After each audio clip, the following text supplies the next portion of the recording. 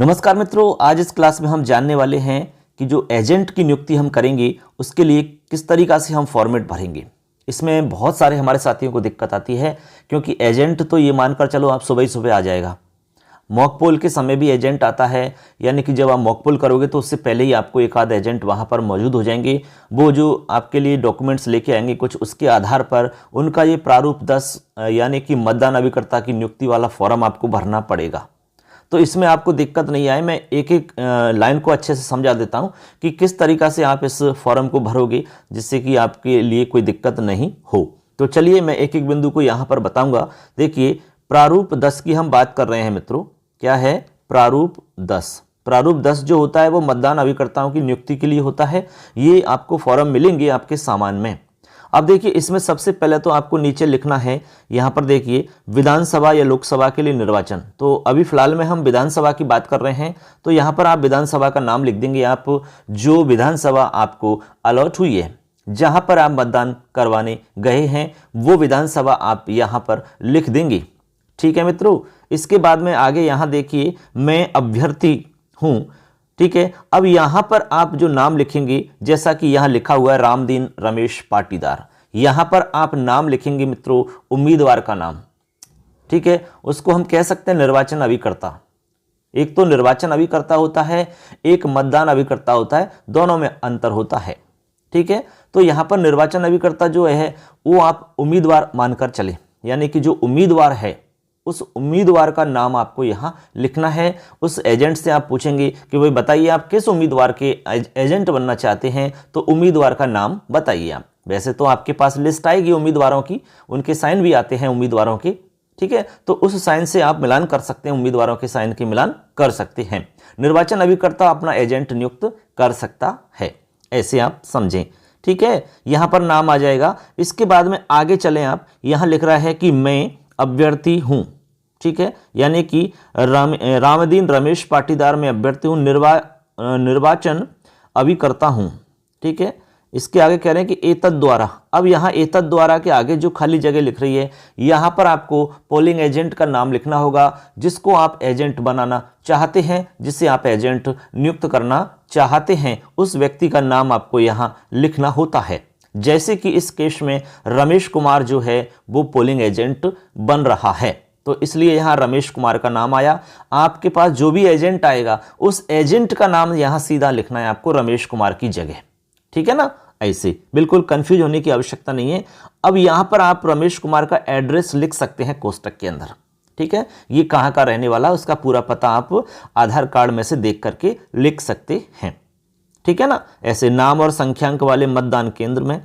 ठीक है, मतदान के लिए नियत स्थान। अब यहां पर जो मतदान के लिए नियत स्थान है, इस जगह आप अपने बूथ का नाम लिखेंगे। क्या लिखेंगे? अपने बूथ का नाम लिखेंगे। जिस बूथ पर आप चुनाव करवा रहे हैं उस बूथ का आप पूरा एड्रेस लिखेंगे। जो आपकी यहां पर मतलब जो एड्रेस टैग वगैरह हैं या जो लिस्ट आपको मिली है उसमें जो लिखा हुआ है वो सेम टू सेम आपको बूथ का नाम लिख देना है। ठीक है, इसके बाद में यहां स्थान लिख देंगे, यहां तारीख लिख देंगे, और यहां पर मित्रों अभ्यर्थी या निर्वाचन अभिकर्ता जो है उसके हस्ताक्षर हो जाएंगे। ठीक है, यानी जो निर्वाचन अभिकर्ता होगा, जो एजेंट को नियुक्त करेगा ना, उसके हस्ताक्षर यहां होंगे। तो यहां पर देखिए रामदीन के हस्ताक्षर हो रखे हैं। कहने का मतलब है इस जगह हस्ताक्षर कौन करेगा? उम्मीदवार करेगा। जो कैंडिडेट होगा वो हस्ताक्षर यहां करता है। अब नीचे देखिए मित्रों,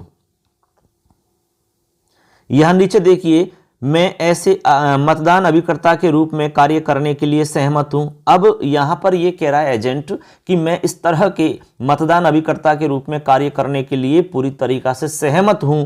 यहां पर कौन कह रहा है? मतदान अभिकर्ता, यानी कि एजेंट कह रहा है। अब मित्रों यहां पर एजेंट के साइन हो जाएंगे, फिर यहां पर स्थान हो जाएगा, तारीख हो जाएगी। इसके बाद में पीठासीन अधिकारी के समक्ष हस्ताक्षरित की जाने वाली मतदान अभिकर्ताओं की घोषणा। ठीक है, अब यहां पर यह घोषणा है और यहां लिख रहा है कि मैं एतद द्वारा घोषणा करता हूं कि ऊपरी वर्णित निर्वाचन में लोक प्रतिनिधित्व अधिनियम 1951 की धारा 128 द्वारा जो मैंने पढ़ ली है, जो मुझे पढ़ कर के सुना दी गई है, निषिद्ध कोई बात नहीं करूंगा। यानी इसमें जो लिखा हुआ वो सबका मैं पालन करूंगा, इसके अलावा कोई बात नहीं करूंगा। तो यहाँ पर देखिए मतदान अभिकर्ता जो होगा एजेंट, उसके साइन हो जाएंगे, नीचे पीठासीन अधिकारी के साइन हो जाएंगे, तारीख लिख देंगे, यहाँ पर हस्ताक्षर कर देंगे, नहीं तारीख और मेरे समक्ष हस्ताक्षर की गई, ठीक है, ऐसे यहाँ तारीख लिख देंगे। और यहाँ पर जो हस्ताक्षर करने वाले हैं वो मतदान अभिकर्ता आई गया। इसमें मैं ऐसे मतदान अभिकर्ता के रूप में कार्य करने के लिए सहमत हूँ। तो इस तरीका से आप प्रारूप 10 अर्थात मतदान अभिकर्ता की नियुक्ति के लिए ये वाला फॉर्म आप भरोगे। यहाँ पर मित्रों एक बात जरूर ध्यान रख लेना, आप यहाँ जो एजेंट साइन करेगा आपका, हो सकता है कि ये फॉर्म वो साथ में खुद लेकर के आए और यहाँ पर वो साइन करके खुद लेके आए, लेकिन दोस्तों आपको अपने पास दोबारा से साइन करवाने हैं। यदि उसने पहले से साइन कर भी रखे हैं तो आपको दोबारा उसके बगल में ही साइन कर लें कि भैया आप दोबारा साइन करिए मेरे सामने। कई बार क्या होता है कि मान लो कोई दूसरा व्यक्ति आ जाता है तो गड़बड़ हो सकती है, इसलिए आप साइन अपने यहाँ पर करवाइए, ठीक है ना। इस तरीका से आप ये फॉर्म भर पाओगे और कोई आपको दिक्कत नहीं आएगी, क्योंकि ये सबसे पहले काम आपको करना पड़ेगा, ठीक है ना। जैसे आपका मॉकपोल होगा तो मॉकपोल के समय तो आते ही है, लेकिन पहले ही वो आपके पास आ जाएंगे, मॉकपोल से शुरू होने से पहले ही आपके पास आकर के बैठ जाएंगे। तो आप उस समय क्या करेंगे, फटाफट प्रारूप 10 भर लीजिए उनका और उनको पास इशू कर दीजिए। तो मित्रों आराम से समझ में आ गया होगा आपके।